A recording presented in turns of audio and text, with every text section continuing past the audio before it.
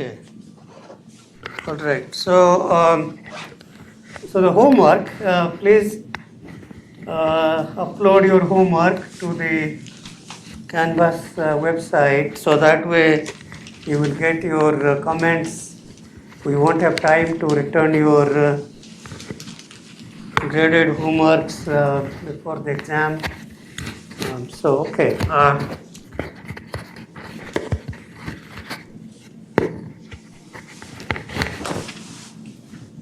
Any questions? I asked you to send me your questions by email. I didn't receive any questions, which means you are probably following the class. So what I thought, instead of teaching any new material, I thought we can go over the two sample exams that I have posted on the Canvas site, and that may be a good way to review some concepts, as well as maybe it is a good time to see if you have questions, then we can talk about them as well.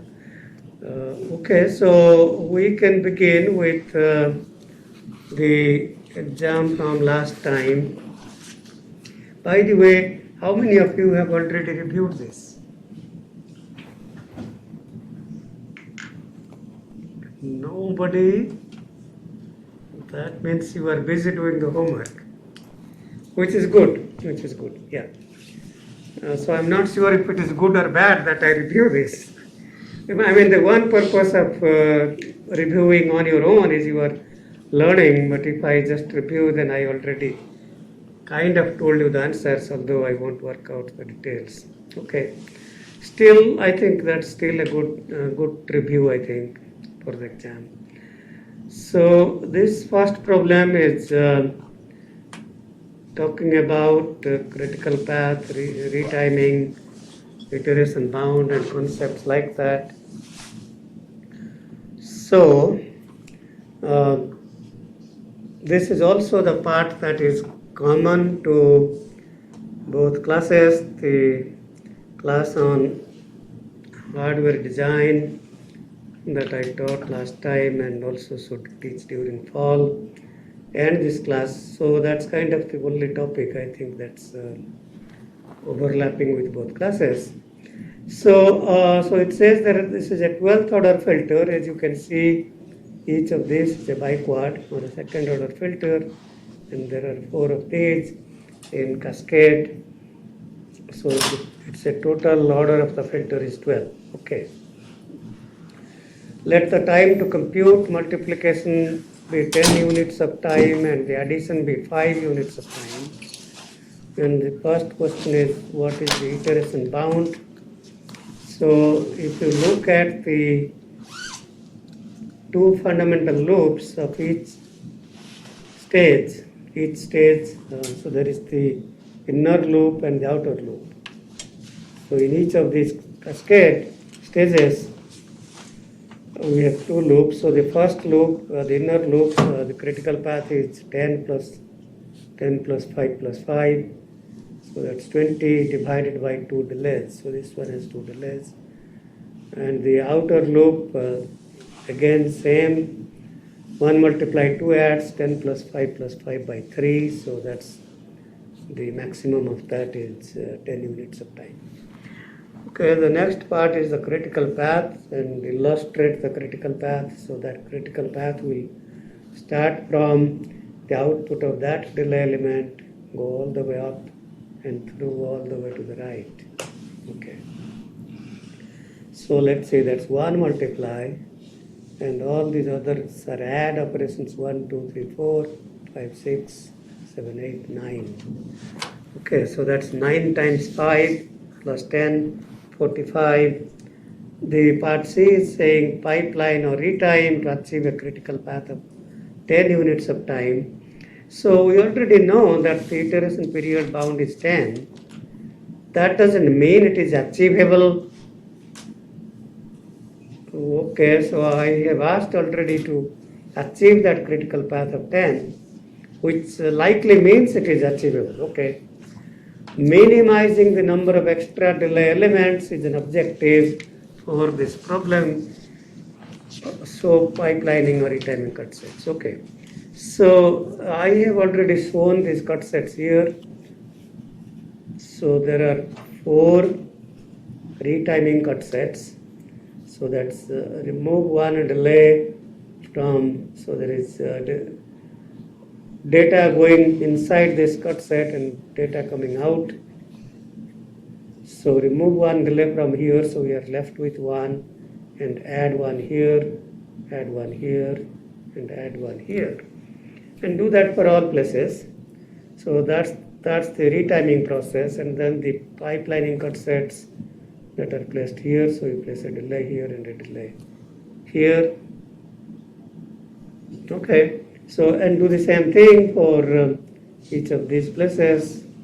And by the way, you will notice that the critical path from this add to that add is 5 plus 5, 10, which is what we need. So there is no real need to pipeline after every stage. There is no need, because 5 plus 5 is still 10, and we don't need an additional. I mean, it's not wrong, but we don't need an additional delay, and that's what it's saying. Minimizing number of extra delays is one objective of that problem.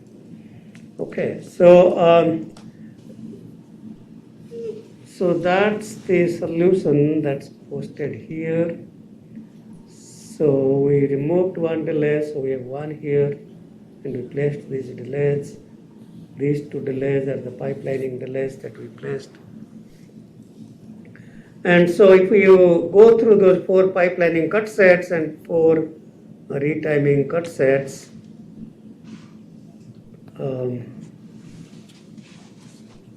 that should be enough to achieve critical path 10. If you can see, these multiplication times are 10, the 2 adders in cascade, and that goes to a delay, that goes to delay here.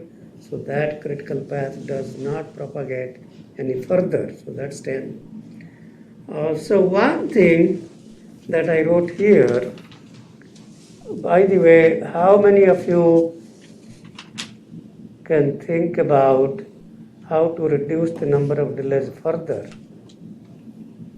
The answer, of course, is here, but it's not in the circuit. Any volunteers?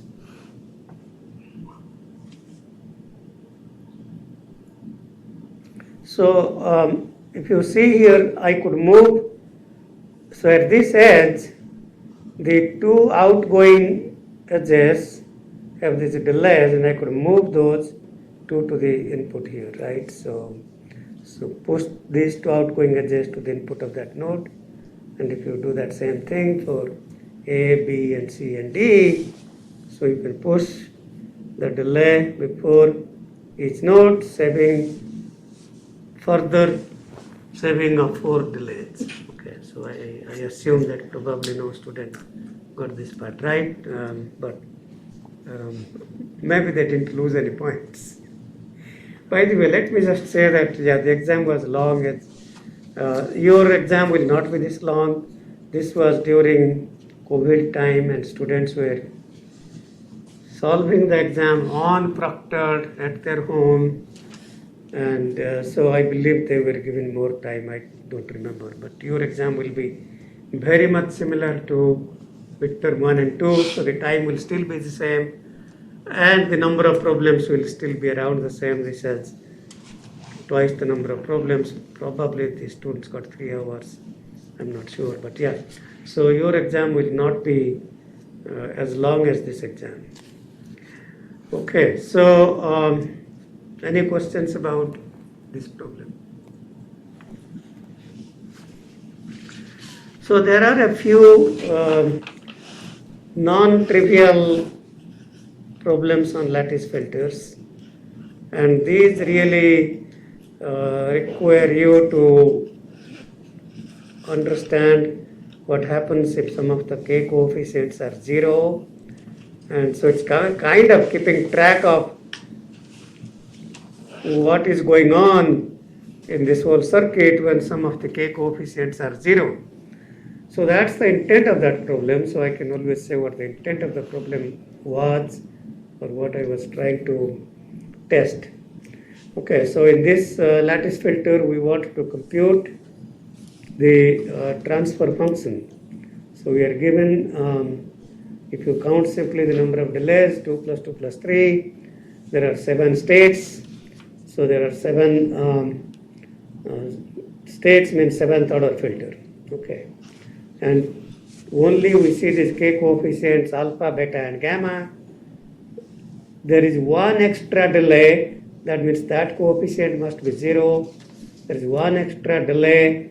If it was just z to power minus 1, then that's perfectly fine. But one extra delay means that must be one k coefficient which is 0, and there are 2 extra delays. So usually I would have one delay element, but there are 2 extra delays. So that means 2 k coefficients here at the end must be 0. And so that's what it shows here. K7 is alpha, K6 is 0, K5 is beta, K4 is 0, K3 is gamma, and then K2, K1 are 0. Okay, so that's kind of, if you don't get this right, then obviously many things will go wrong later on. Okay, so so that's kind of the first part. And then to compute the transfer function, the goal really is to start from the constant polynomial and then count backwards, compute the polynomials backwards. It's similar to one of your homework problems. So if we start with, also take a look at what these polynomials are. So the delays are at the bottom path. So psi 7 z times psi 6. Okay. Because of k coefficient being 0. So that's kind of one of the things to note here. Because the k coefficient is 0, psi 5 times z is psi 6. And so that's kind of something to take note of. And by the way, the reverse polynomials would simply be delayed. So again, start with the last one. So and you need to know how to compute backwards, right? So that's kind of the equation. You need to find where that came from. Maybe that's in the textbook. So having the textbook is good, or maybe your notes. So starting with the 2 polynomials on the right, we can compute the polynomials on the left. So starting with both as 1, psi 1 becomes z times 1 plus that k1 is 0, k1 is 0. So that's just a z. Okay, and then because k2 is 0, psi 2 is just z squared. And then I'm not using another equation to compute the reverse polynomials. I could, but I'm not using that because I can simply write down the reverse polynomial. I'm going to stop here. This is a good practice for you. Go through that whole problem on your own. Try to compute the polynomials backwards, especially when some of the k coefficients are 0, and practice that for both. Redo this problem if the delays were on the top path. So try to redo and see if you can get practice with that as well, because exam will test these kinds of concepts. So if you haven't, if you haven't practiced, you may not be at a disadvantage with respect to your ability to solve the problem, but you could be at a disadvantage with respect to the time taken to solve. So if you have done something similar, you will be quick. Yeah, go ahead. Is that equation that you have in a red box there, is that missing a scaling factor of like 1 plus ki squared?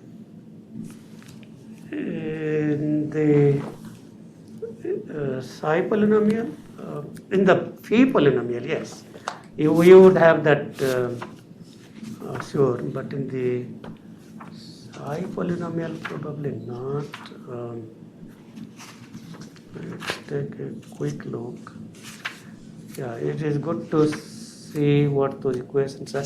Maybe write them down separately for each structure. That way you have all those equations at one place.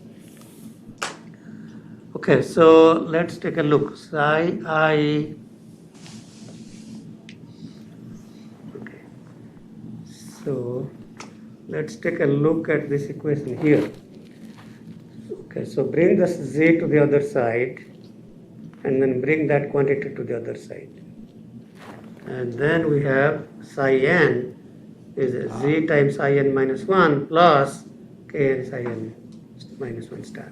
Okay, yeah. So that's really what we have here. Again, I think having writing these equations down in one place might be good as well. So because that would just save time, and you can always find this from the book. So yeah, practice this. I think that's going to be a good practice. So these kinds of problems keep continuing with the same structure, and it's always well, I mean, over the years, I usually try to take a circuit and continue that for 2 or 3 problems in the exam, and not testing same things but testing different things.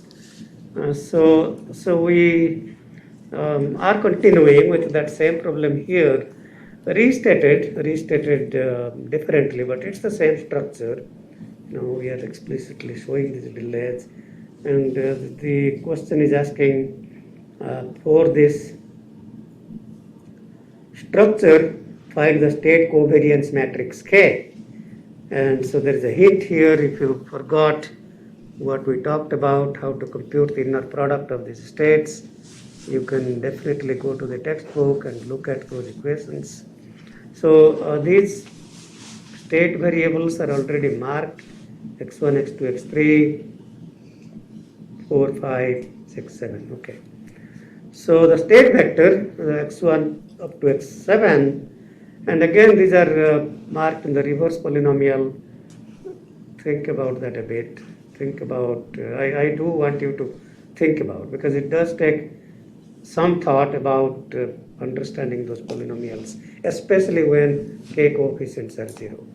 And then these are the polynomials, and then the inner products would simply be the inner product of so the good thing is again you have to probably that equation, that hint 12.48 maybe giving you that solution. So well, yeah, that equation does give you that solution. So go to that equation and find the inner product of psi I with itself, and that is this quantity here. Okay, so once you recognize that, then these are easy to write down. Again, I am not going to solve anymore, so just go through that on your own. Okay, so go through that on your own. I guess one thing I probably didn't mention is that if we have this z squared psi 4 star inner product, z squared psi 4 star is the same as the inner product of psi 4 star with itself. So that there is a property I probably didn't explicitly mention, but if you have the same power of z, then that kind of cancels out. Yeah, that's probably a good thing to know.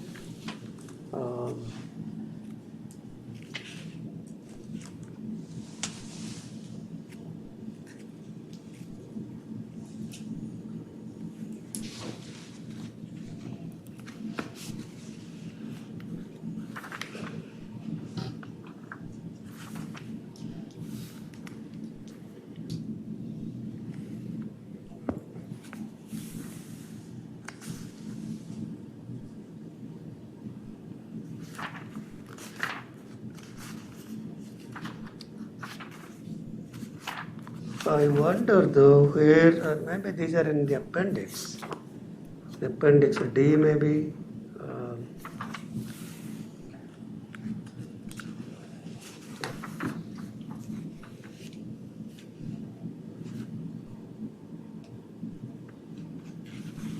Yeah, there are a number of interesting properties. Okay, let's see if I can, again without proof, if we can look through. Okay, so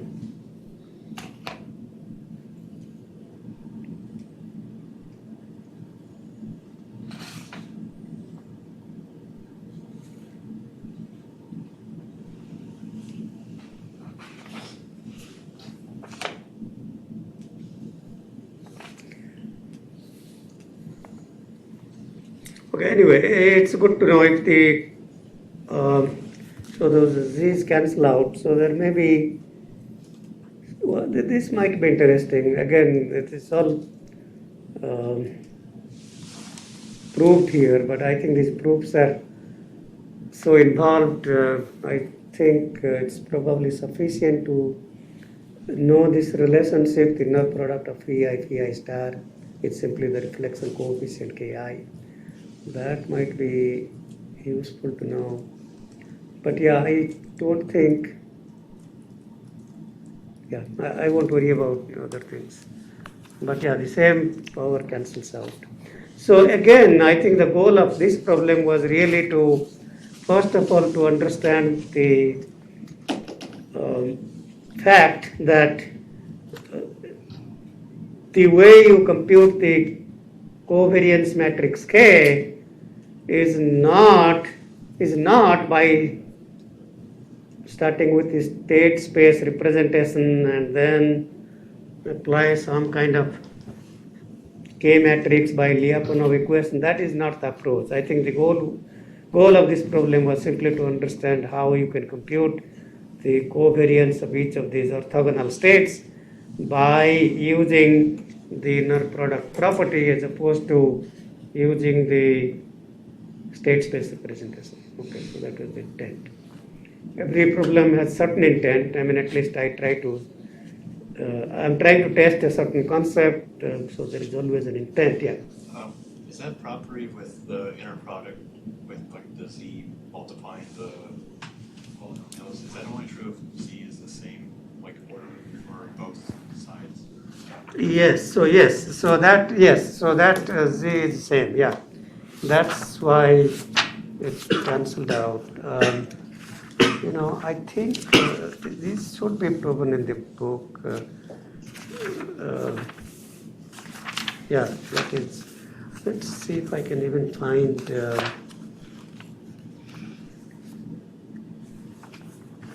Okay, so I was trying to avoid talking about the inner product, but maybe it's okay to just take a quick look. So,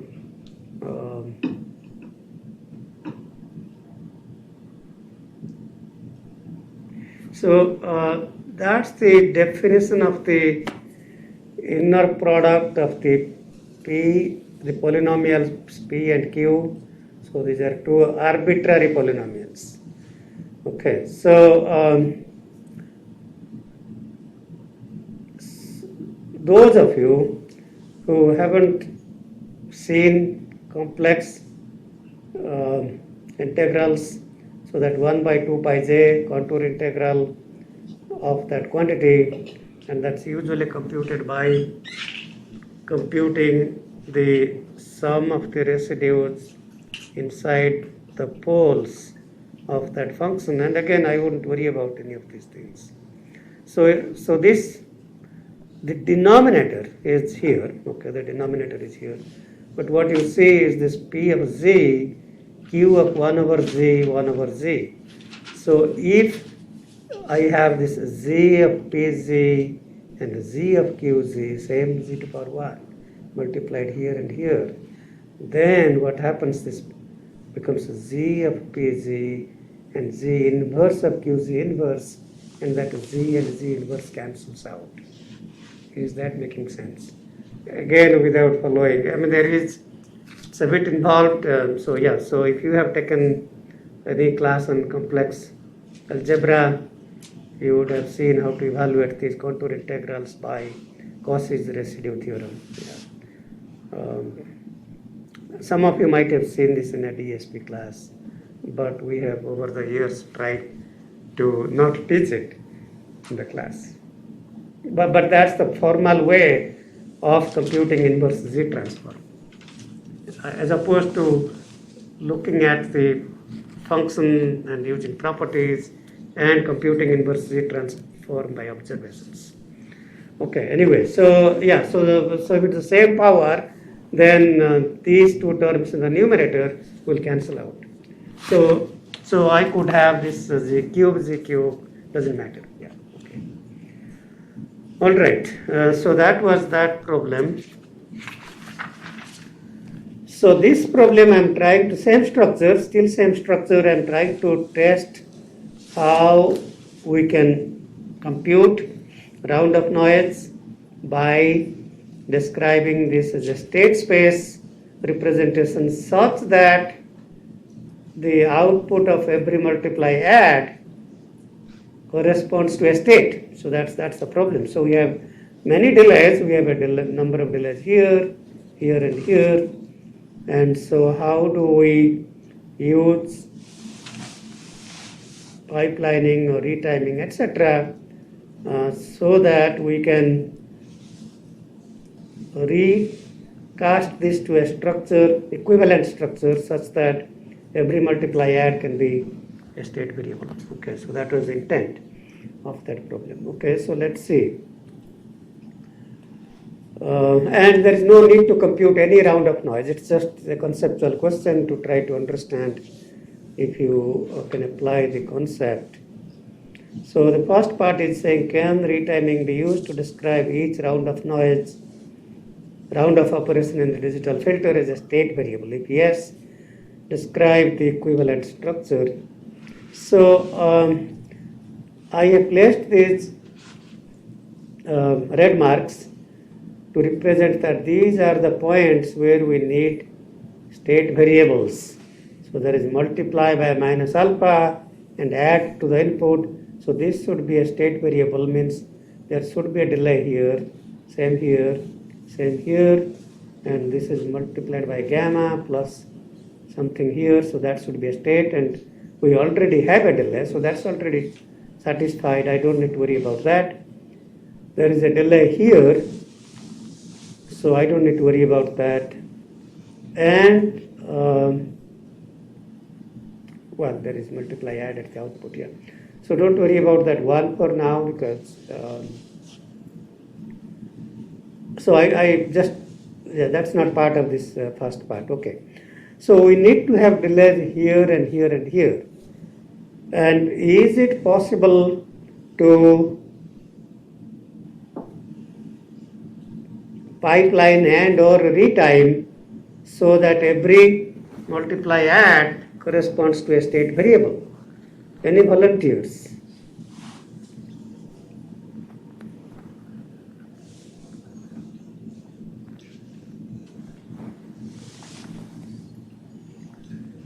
Can retiming be used to describe each round of noise as a state variable?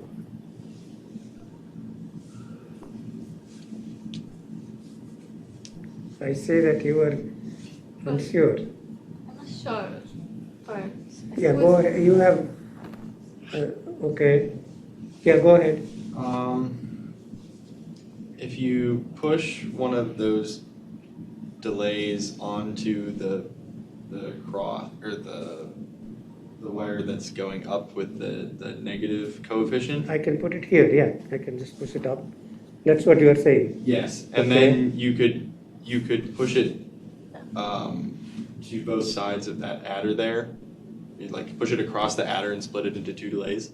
Hold on. So once I have a delay here, okay, so there are two outgoing edges. Two outgoing edges. So I push this up. Sorry, what if you pushed it to the left onto those two branches there? Because that's just a split. This one goes here, you mean? Yes. That's not a multiply add. And so I can push this to the outgoing edges, sure. But I need to get it here. And then you can do a retime just on those two edges. Well, so first of all, we can add arbitrary number of delays in the input and output as needed. So that's not an issue because it will simply introduce a latency. So if I did post this here, and then I could have an extra delay at the input, and then these two edges, incoming edges have a delay, and then I could post that here, and that's okay, I could do that. Okay, yeah, that would be achievable. So this delay could come to this edge, combined with an input delay introduced due to pipelining, could be here. Okay. How about here?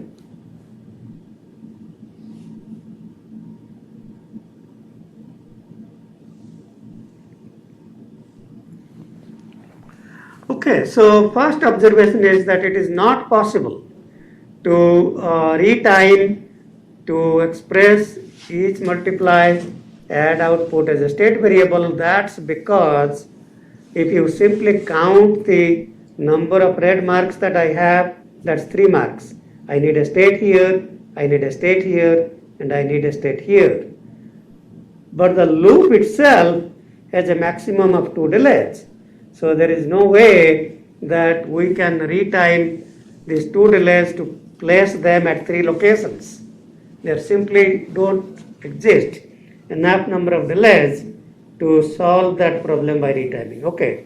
So once you understand that, then we have to resort to slow down process where we can replace each delay by 2 delays. And if I do that, then I would have 4 delays here, and that would be enough to redistribute so that a delay can be here, a delay can be here, and a delay can be here.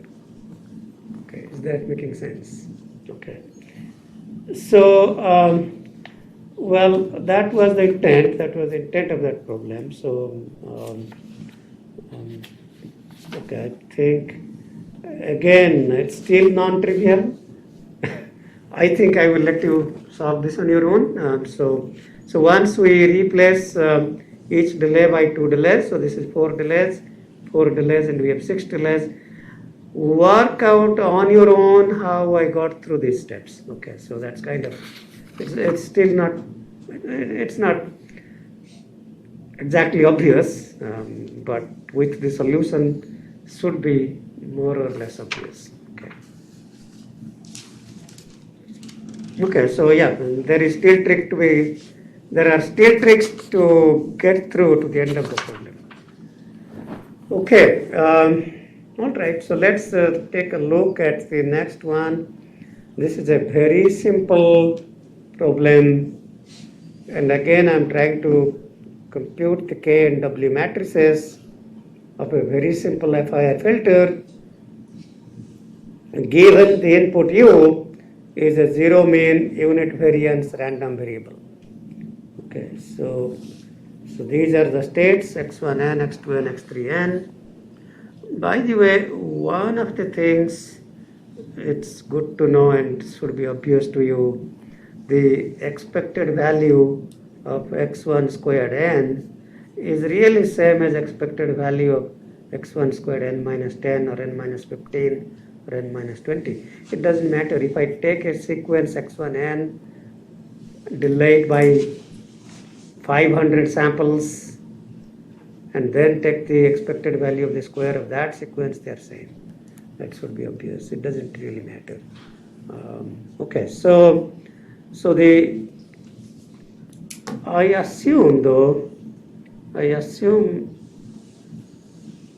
yeah, I don't know. I didn't try to solve it using a state space representation, and it probably would be correct to do that for a simple example like this.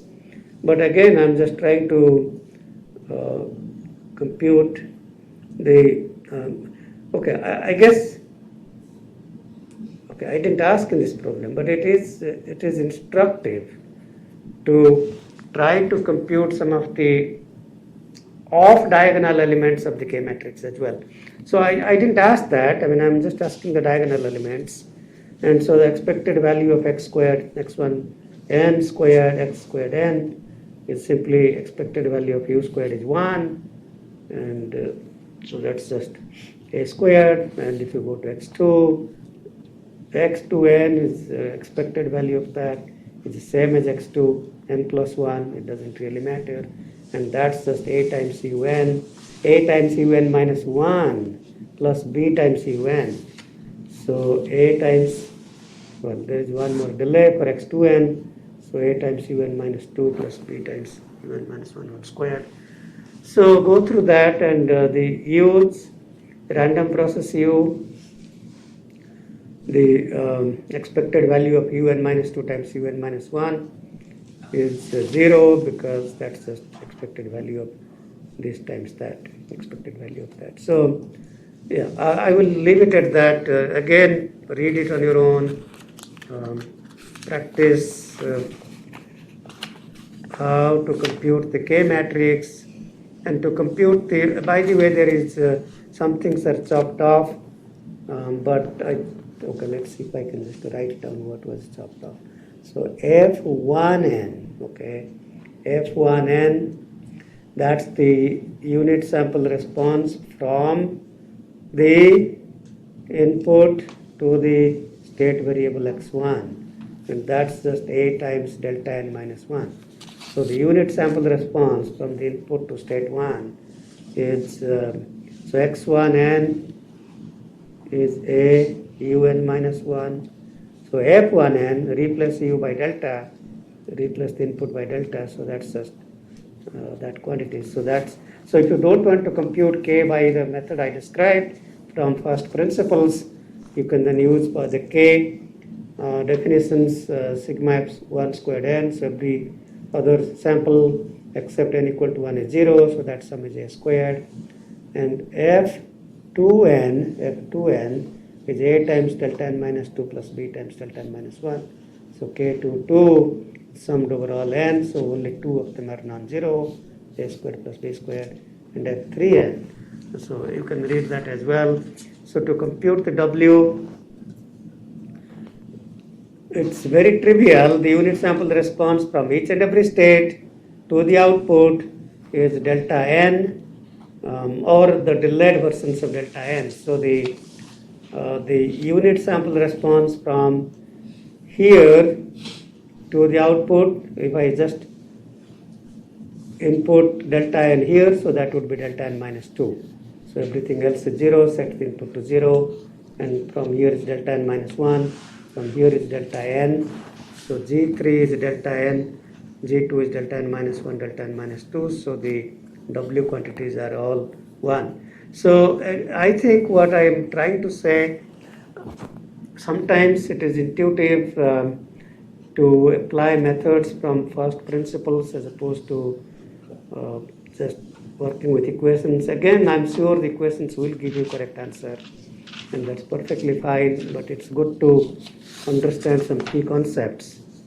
A key concept such as what exactly is K, that's the inner product of the state variable with itself, or the power of the state. So sometimes it just may be easy to find that by observation as opposed to going through long matrix formulation. I didn't combine this with scaling. It looks like I didn't ask any problems on scaling, so you might think about how to combine these kinds of concepts to scaling. So next problem is talking about a simple third order. So the coefficient of z to power minus 2 is 0. So it's the third order filter, and it says compute equations for a 3 parallel filter. So the first thing to realize is if I'm computing a 3 parallel filter, then we need 3 separate outputs, and these need to be updated. Why do these need to be updated? The order of the filter is 3. So I need to update a minimum of 3 states. If I was computing a 5 parallel, still I would need to compute 3 equations using the state update equation. The 2 remaining could be computed outside this feedback loop by the so-called incremental process. If I was computing a 2 parallel, still I would need to update 3 states. Okay, so those kinds of understandings are useful. So that's the minimum number of states that I need to update. And how do you get the equations that we need? So I need one equation that can compute y3k plus 3 using 3k plus 1, 3k plus 2. Okay, so so if I just took this equation, let's see, yn is equal to a_yn minus 1 plus b_yn minus 3 plus input, I don't know if it's u or x.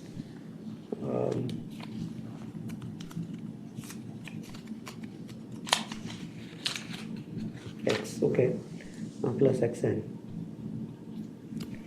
Okay, so then if I substitute, so because I'm computing this using just 3 past values, there is no need for any look ahead for this update. So I'll substitute n is 3k plus 3, then this is 3k plus 2 and 3k plus 2 and 3k. So that coefficient of 3k plus 1 will be 0. I won't need that. Okay, so for the next one, to compute 3k plus 4 using 0, 1 and 2, and I will eliminate 3, so we need one step look ahead. So we need an equation where I can compute yn using yn minus 2, 3 and 4. And so that's what we are trying to get by that equation. So to get to that point, just cancel this minus a by multiplying by plus a. So if you just multiply by plus a and stop here, that is the denominator. So if you stop here, this cancelled out. Okay. So and then to get to the update for 3k plus 5 using 0, 1 and 2, and then we have to eliminate 3 and 4. So I need a distance of 3. So I need to express yn as a function of yn minus 3. That means the coefficient of z to power minus 1 and z to power minus 2 should be 0. So we need to keep multiplying. So here if you look at the coefficients, so if you look at the, so we multiplied yeah, right, so b minus, so we are trying to eliminate the coefficient of z to power minus 2, and then the only coefficient I have, that's z to power minus 2, is minus a squared, because that's z to power minus 3. So then if I multiply by plus a squared and the plus a squared, then these two cancels out and I'm left with just b, z to power minus 3, and then there is another minus a cube z to power minus 3, and then you group this together. So the original equation, this equation and that equation, these three are sufficient to complete the 3 parallel filter. Okay. So, well, that's yeah. So again, you can work through those equations and look at the final solution. Okay, so I will leave it at that.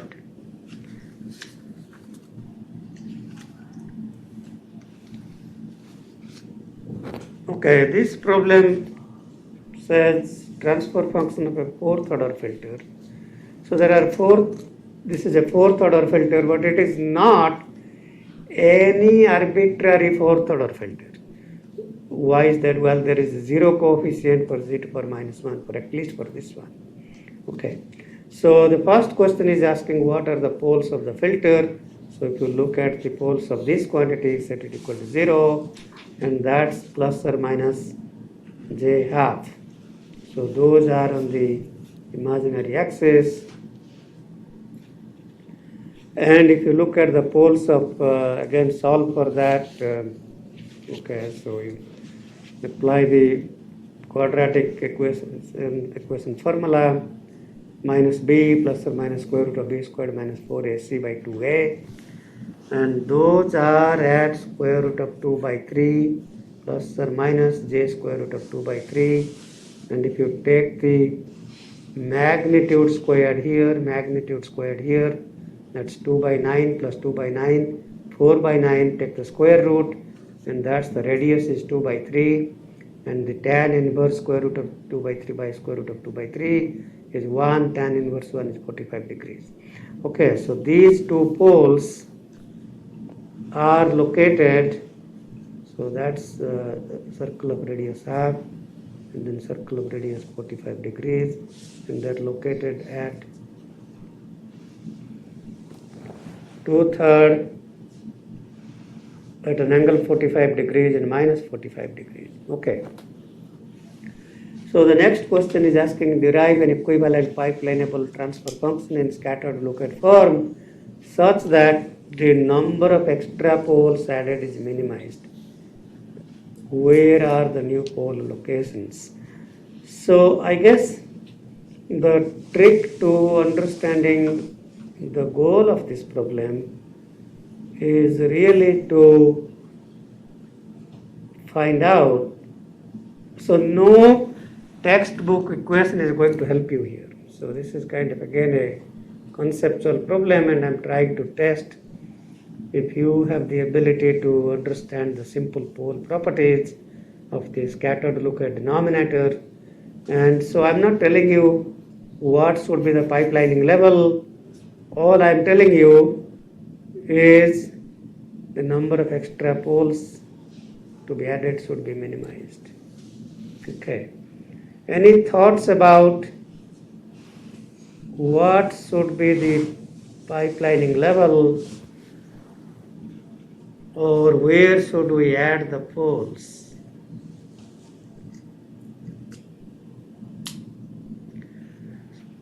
So the basic property of the scattered locate denominator is that the poles are spaced on the circle, same circle, but at twice pi over m apart. So if you look at the angle between these two poles, that's 90 degrees. Okay, so if I want to add as few poles as possible on that circle, so twice pi by 90 degrees is 360 by 90.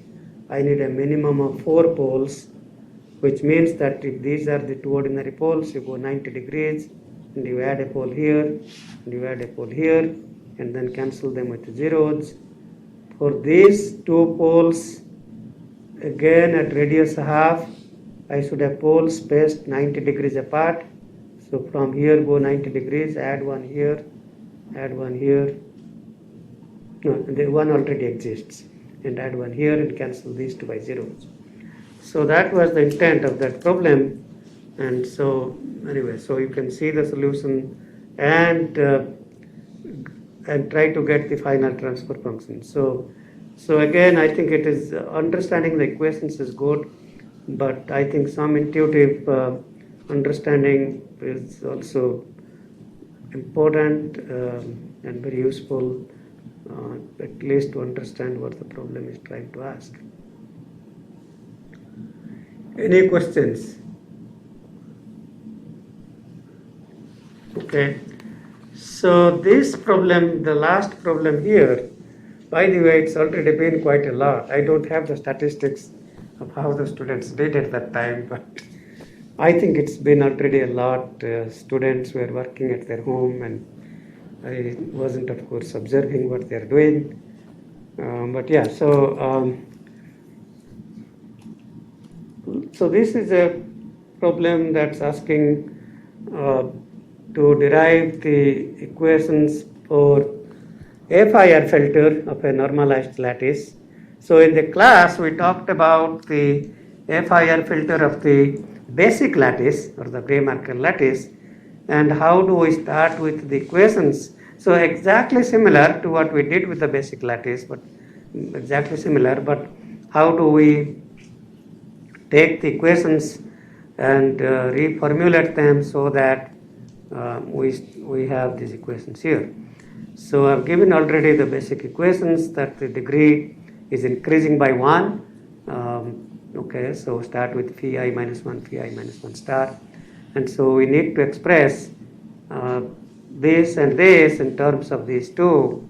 And so if you recall, one of these is just already in the form in the textbook. So when we went from basic lattice IIR to FIR, one equation was exactly same as itself, and that's really one of these equations from 1269. Take the z to power minus 1 to this side, take this minus k to that side, and then divide by that. So one of you was asking about where is the square root, and it is here now.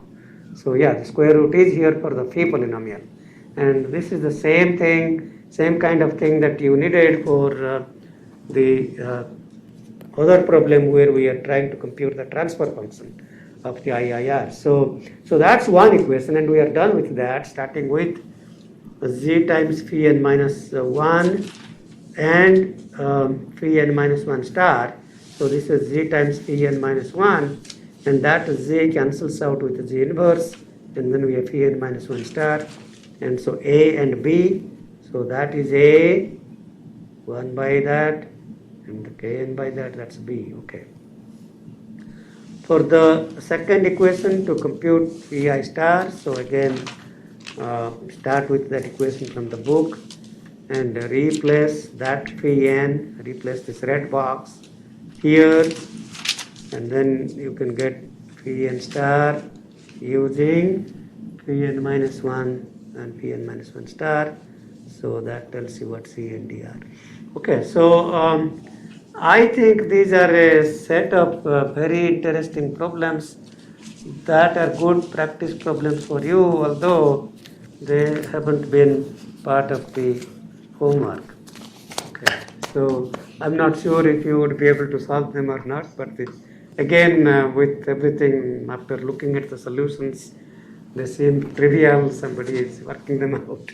It's always easy. You'll be surprised. You sit in this class and watch me work out a problem, and you think it is easy until you have to work out that problem all by yourself, and then you realize, well, it wasn't really that easy.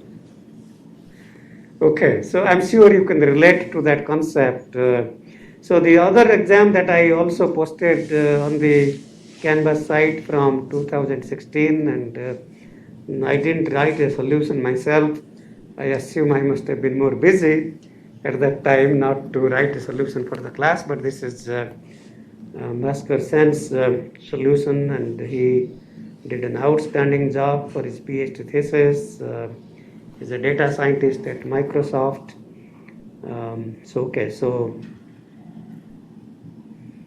All right, so some of these problems I believe are already part of your homework, including today's homework, I believe. Let me see. Some of these you can work out on your own, I think. Let's see if there are a couple of concepts that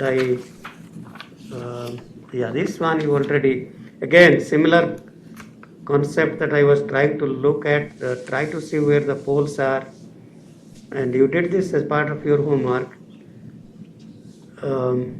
And especially if you go to part E, then you can see what I was trying to ask. So if you could quickly recognize where we should add the new poles, and you will see that the denominator was already in z to power minus 6. That means if I was trying to compute even a 6 parallel filter, for example, so this could be useful, but this is just asking to compute 2 parallel. So I don't think so. Bhaskar didn't provide solution to that problem, but yeah, so I don't see him. Part E. That's part E. Okay, so right.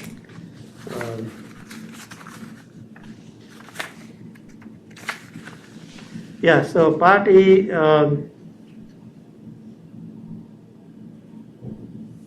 So I guess one thing that you recognize is because this was z to the power minus 6, okay, in a two parallel filter, every delay element is z to the power minus 2. So that's why we have 3 delays in that loop. So if I so desired, I could use that to pipeline this multiply add by 3 stages and get further speed up. But with respect to the poles, if this was one pole, that would be the eigenvalue of the pole, but because there are 3 delays in that loop, take the cube root of that, right? So, and then you get 3 separate poles. So surely he didn't do that right, and you can see my solution written here as well.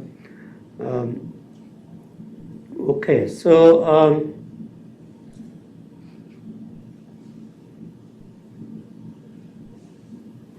by the way, I would, well, I'm not talking about how many points I may have taken out, but still, if you are computing two parallel, I would like to see another data path similar to that, that's computing another output, either y2k minus 1 or 2k plus 1. It doesn't matter, but you need to have. If you didn't show that, well, you will lose some points. You can't write that. So, so yeah, so this solution is not fully complete. We'll lose some of the points. So you need to have explicitly 2 output computations, because we are designing a 2 parallel filter.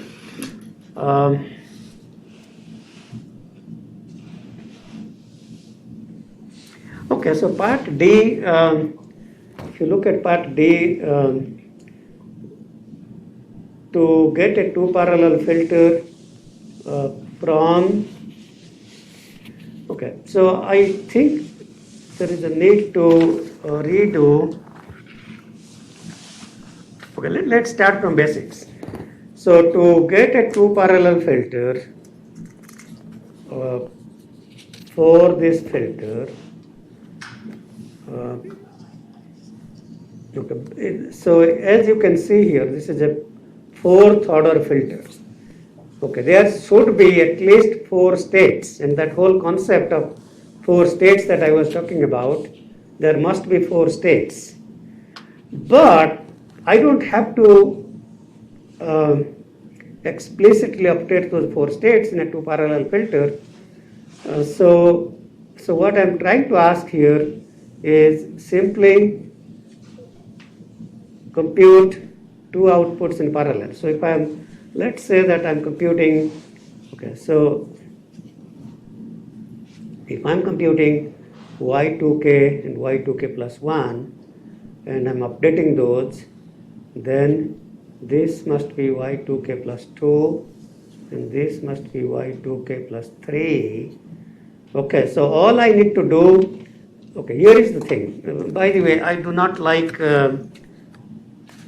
the solution, I don't like this at all, and I don't know how many points I took off, but surely that's not the goal. So the goal is to draw the structure, and the solution has some incomplete structure. Yeah, I don't think that's good. That's good. It's not good. Okay, so all you need to do is to express y2k plus 2 in terms of all past states. So because I have y2k and y2k plus 1, I already can have other past states by simply delaying them. So these are already available to me. So in other words, y2k minus 1 and y2k minus 2 are already available to me, because these are delayed versions of the current outputs. Okay. So if you look at that equation and you multiply these, there is, let's see here, I'm not sure. Okay, anyway, it doesn't matter. So I don't know what that multiplication is, but it will be surely 1 minus something z to the power minus 1, z to the power minus 2, z to the power minus 3, z to the power minus 4. Okay. So here in the first equation, I need y2k plus 2 as a function of 1, 0, minus 1, minus 2, and that means I don't need any look ahead, just use the ordinary equation as it is from the beginning. For the second one, to compute yk plus 3, I just skip 2k plus 2, which is here, which is what I'm trying to compute right now. That's not available to me. So this needs to be computed using these values. Okay, so that's why I need to go to the step of getting rid of z to power minus 1. Okay, how do you get rid of z to power minus 1? There is no z to power minus 1 here. So if you multiply, change the minus to plus and multiply that, and then you are able to eliminate z to power minus 1.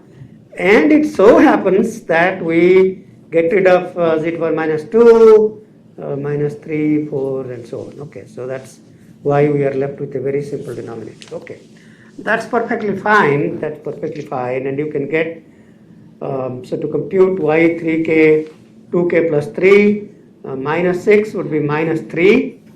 So this would be computed just as a function of 2k minus 3, 3 minus 6, and I can get minus 3 by delaying this by one more delay. So try to practice this problem. If you did this as part of homework, I don't really know what you did, and that's not the solution I'm looking for. The correct solution, you will get 0 if you do all these things.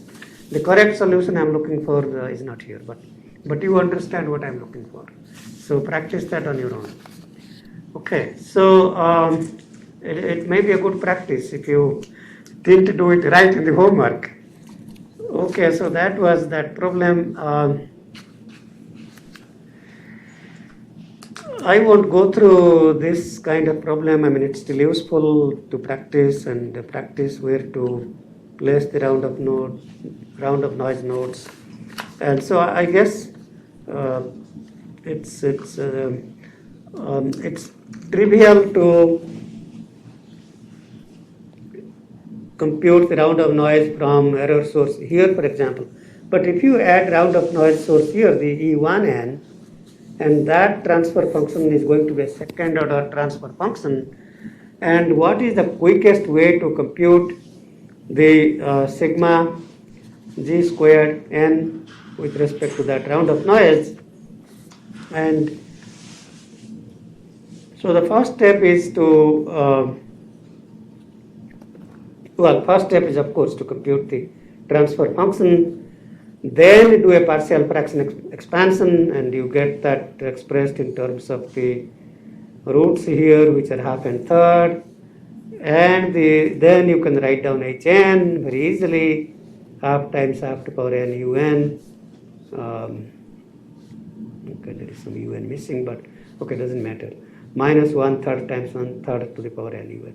So the quickest way to compute sigma h square n, for that think about this as a, think about this as b, and so if you want to compute sigma a minus b whole squared, well, a n minus b n doesn't matter, and that's summed over all n sigma n squared plus summed over all n sigma b n squared minus 2 summed over all n a n b n. So that's kind of the first step, and once you see that, so that half squared 1 by 4 times 1 over 1 minus, okay, then you write this half to power n squared becomes half to power 2n, right? That is 1 by 4 to the power n, and that geometric series is 1 by 1 minus 4.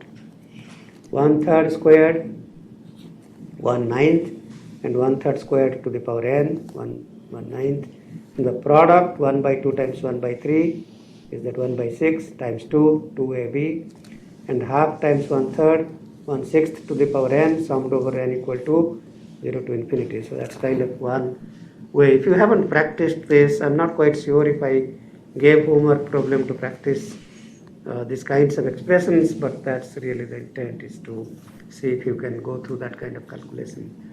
I believe I may not have given this kind of calculation, did I? Okay, I didn't, yeah. Well, usually we do these kinds of things in the 45-41 class, and I'm sure a couple of you took the class from me. Last time I taught the class, already I have seen these kinds of things. Okay, so that was the intent of that problem. Again, we aren't really using K and W matrices. I believe this might have been your homework problem this week, I think, although I'm not sure. I'm not keeping track of this. Let's see. Yeah, so this is a very similar problem to the problem that we talked about from the last exam.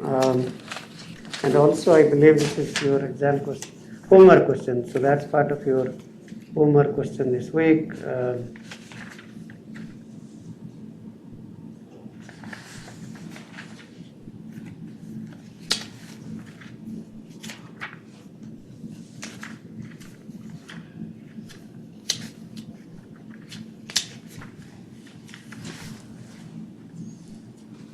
Okay, so I mean there is a solution here.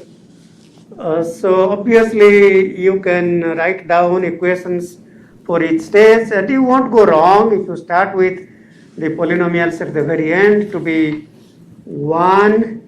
It doesn't really matter at the end what it is, and keep going backwards, you will get the right solution. I mean, you will get the right solution. So it won't be wrong. But that wasn't the intent. I mean, I think the whole intent of, if I gave you 7 or 8 stages, then obviously, well, you still could do like that, sure, you could. It's not going to be wrong. It will be perfectly fine. But the real intent of these kinds of problems is to work backwards from phi and phi n minus 1 and n minus 1 star and compute phi n. So starting with phi 0 star, compute phi 1. You don't have to compute phi 1 star because that's just the reverse polynomial. And keep computing phi 2 star. So yeah, so familiarize how to compute. Well, we had talked about degree reduction, but in these kinds of problems to compute transfer function, you have to increase the degree. So how do I start with psi I minus 1, psi I minus 1 star and compute psi I? Or how do I start with phi n minus 1, phi n minus 1 star and compute phi n? So use that kind of approach, and this is not wrong. There's nothing wrong with that. You will get the same answer. And once you compute that, by the way, I believe none of these problems I talked about are expanding numerators. That doesn't mean I won't ask that. So do practice that, how to expand numerator both from top as well as bottom. Practice that as well. And ultimately the transfer function, if that's the output, that's going to be phi 3 star by phi 3, which is what we have here. Okay, so again, so this is a correct solution. There is nothing wrong. But by the way, I guess the reason this solution is not wrong is because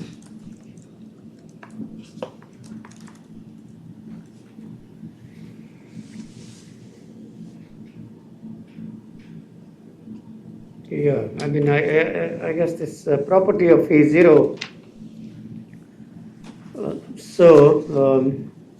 Yeah, so he computed phi 0 in terms of psi 0, which is 0.48. And yeah, so I guess psi 0 is 1. Okay, I mean, that's, I assume though, if I started with some polynomial, even if I start with whatever it is, some constant k, and solve these equations, I would still get the correct answer because the constants would cancel out at the end. But again, my own intent is to see how to apply the degree increase formula as opposed to degree reduction formula. Okay, so this is solution of that same problem by another student, Jack.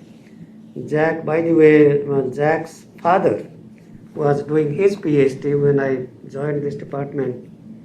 Um, yes, he was finishing his PhD under Kevin Buckley, who used to be on the faculty. So his son Jack, he was my master's advisee, and so yeah, he took this class. But I like his approach of solving the same problem by using Mason's gain formula. Some of you may have come across the Mason's gain formula in a controls class. I see that you were saying you have not come across. I've never heard of it. Okay. You were saying you have heard of it. I think so. From my class or from controls class? I don't remember, but I can't recall what it actually is. So I've heard of it, yeah. What about you? Yeah, no control systems. I In remember India that or here? In India. Yeah. Well, I do recall learning those things in my controls class when I was doing my undergraduate degree. So, and I liked that, so it's good. And I think what is non-trivial is applying the, well, okay, simple Mason's gain formula. We always talk about 1 over 1 minus loop gain, and that's kind of the simple Mason's gain formula. But I think I'm not sure where Jack learned this trick, but so we have many loops here. Okay, so the first loop L1, so that's the loop L1, and that's the loop L2, and L3 is a so-called interacting loop, which is what makes this problem complex to apply Mason's gain formula. Okay, so it is a bit complex, and so when there are interacting loops, you have to have extra terms. So the key is really to, and he did it right, and I was impressed by that. So I have that solution handed out to the class. So it's 1 minus the individual loop gains L1, L2, L3, and the interacting loop. So we need that term, and if you don't apply the Mason's gain formula in a correct way, you will get the wrong answer. But yeah, so that's the part. That's the extra part that comes into play because of the interacting loops. Yeah. So if you do that right, which he did, and you get the correct answer, and that's not wrong. That's not wrong. I mean, that's perfectly fine. And obviously, I didn't teach that in class. So if somebody came up with a different way of solving the same problem, and the final answer is correct, you won't lose points, of course. There isn't one way to solve many problems, and so yeah, as long as I'm able to understand what you are doing, and if I don't and I see your solution is correct, I may ask you to explain to me what you are doing. Okay, so with that we can stop. We have a minute or so left. Any questions? So the exam again, we will take 1 hour 45 minutes. Come 5 minutes before the class. Same type of process as before. It may be good to come 7 or 8 minutes before the class starts, so I can start the exam 5 minutes before. You can be here 2 more minutes before the exam starts. Okay, so yeah, go ahead. Will you be allowing MATLAB for calculations of eigenvalues and things like that? Sure, if I ask you to do something complex, yeah. If it is a simple 2 by 2, then of course there is no need for MATLAB. Yeah, well, yes, so yeah, I will definitely, if I am asking questions where MATLAB should be used, then yes. I think one more place I was using MATLAB a lot was to calculate the pole locations of an IIR filter. So is that okay? Yeah, again, if it is a second order, then we won't need it. Second order, no, but higher. Yeah, if it is higher, but yeah, again, the purpose of the exams are to test concepts and not be more calculation intensive, and that's really what we try to do in homework. But yeah, if there is a need, then you will be asked to use. Sure. Hopefully you know the EIG command and how to input matrices. Yeah. Any other questions? Your homework should be graded. You will get the comments from Sanjay. Hopefully he should be back from the conference. Yeah, he is away at the Neural Engineering Conference last week. He was away in Colombia. He was traveling abroad. So, and that's good that he had a couple of conference papers. That's good that he was able to present his papers. So I will hand out your homework pen right now. So, okay. So with that, we can start. For the fact that my computer died maybe 40 minutes late. The exam. Oh no. Yeah. Yeah, that's a huge L. It was useful. I remember using it like. So yeah, if you just announce that if my lap on the exam, I guess it's Yeah, that would be very helpful. Sorry.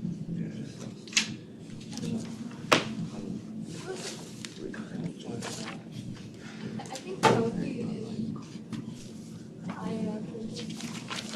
for the homework. there was something. When we upload to Canvas, you don't have to add it in. Yeah, I just uploaded my Canvas. I don't remember. But